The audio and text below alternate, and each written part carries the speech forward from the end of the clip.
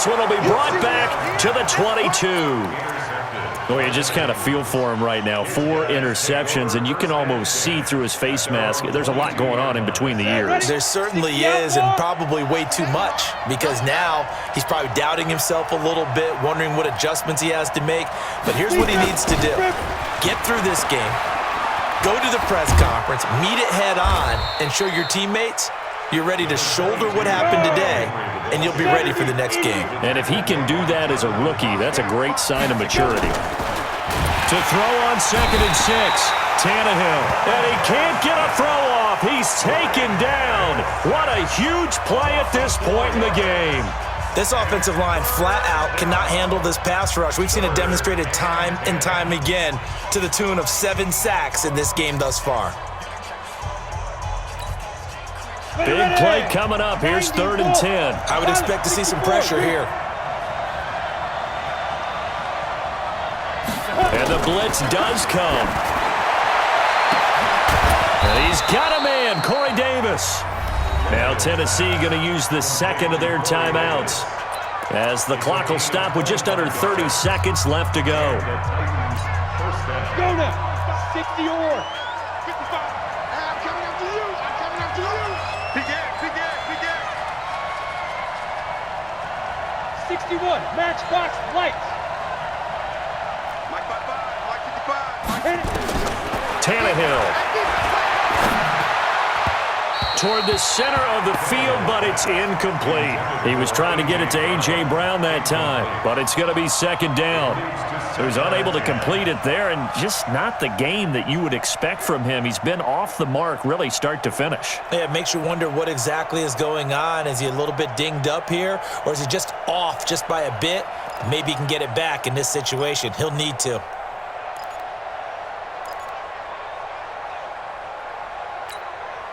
So now 2nd and 10 after the incompletion on 1st down.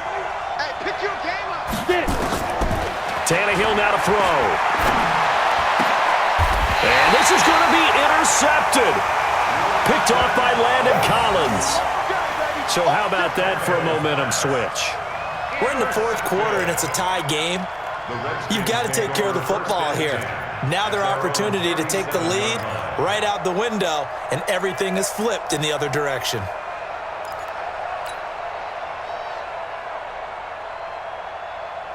Out there ready for this next drive, the Redskins offense. They have a little bit of time here to get into field goal range, not much. A tie game, you don't want to do anything crazy, right? I agree with you on that one. Risk-reward, okay? If you go for it, what is the absolute reward on this? But the risk is probably greater. Run the clock out, get to overtime, and try and win it there. All right, we'll see if they do just that. That last catch short of the marker by just a yard leaves them with a very manageable 2nd and 1. Now it's Haskins. And he hits the tight end. It's Davis. And he's able to take it across midfield before going out of bounds. A gain of 5, good enough for the 1st down.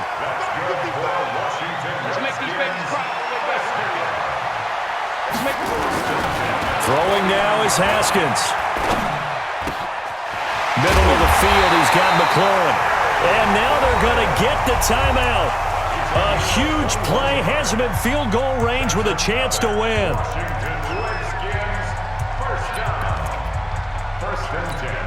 So now it all comes down to Dustin Hopkins.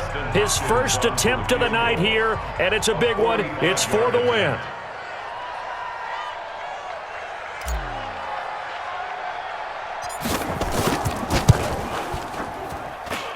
I don't think this will even, nope, it doesn't even get there.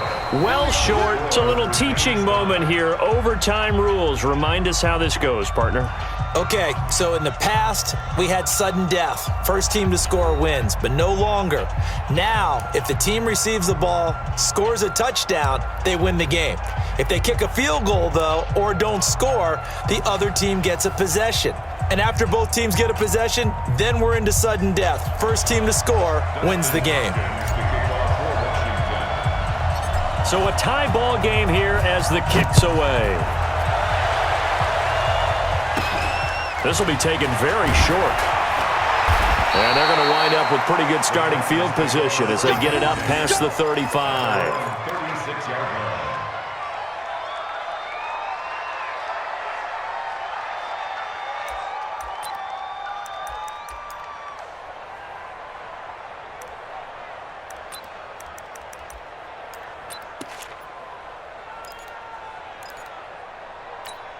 The Titans offense set to begin the drive, set for their first drive here in overtime, and this is where the crowd can really become a factor. They've had to battle it all day, but I know what you're saying. In overtime, that gets doubled, doesn't it? At least, because now the crowd really wants to be involved and help their team, and that first drive can dictate the whole thing because they know if this team takes it downfield and scores a touchdown, it's game over. It's been loud in here so far. That last catch short of the marker by just a yard leaves them with a very manageable 2nd and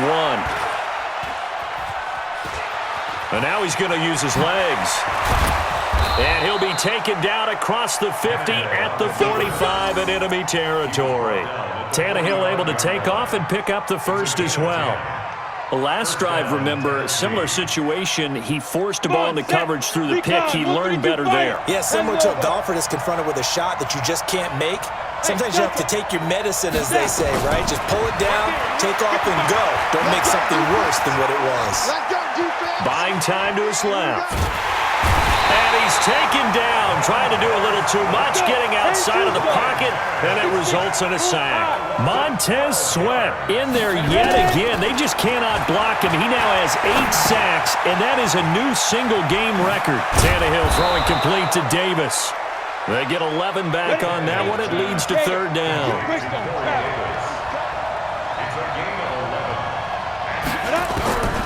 Throwing on 3rd down, Tannehill. He'll get this one complete to Davis. The completion there winds up a wash, and it'll bring up 4th down. Well done by the defense. They did their job here in overtime. Boy, did they ever, because now it's 4th and really long. So if you do decide to go for it, people think you might be a little bit on the nut side, don't they? But guess what? If I did decide to go for it, I'd call something deep. I'd throw a deep pass and hope that the defense didn't remember to just knock it down. If they intercept it, it's almost like a great punt and helps out your defense with field position.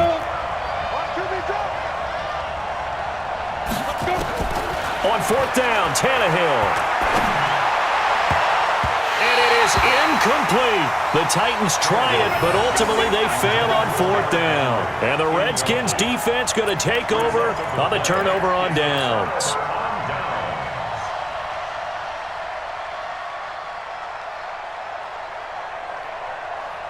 The Washington offense at the line and ready to roll. Their defense did its job, got the stop. All they need is 3, and this is over. Couldn't have done much else other than score themselves and end it, but they turned it back over to them, and now all they need is a field goal to win the game. An excellent job by the defense. Can the offense finish things off? Yeah, part 1 is done, now part 2. And they'll get this just to the 47, 1-yard gain. Brandon, perfect defense in this situation would have meant that there was an incompletion. They would have picked it off. Okay, so they gave up the completion. But I really enjoyed watching how the defense stayed in sync, stayed in great communication. And as he dragged across each zone, you see him pointing, communicating. There he is, and they passed him off to each defender. Ended up making a nice play, even though it was complete. Give him 16 yards there, and it's a Redskin 1st down.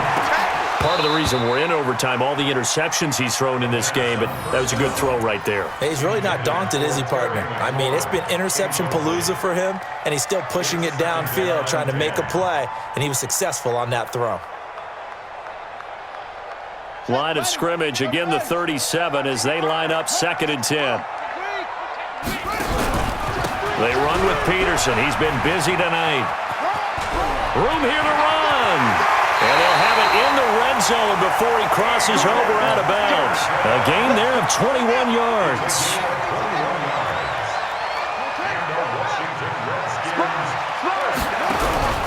Peterson. And he'll take this one down near the 15. Just a yard on the pickup there, and it'll bring up a 2nd and 9. 1-yard gain brings up 2nd and 9 at the Titans' 15-yard line. On 2nd and 9, Haskins. And he's into the end zone for the touchdown and the game winner in OT.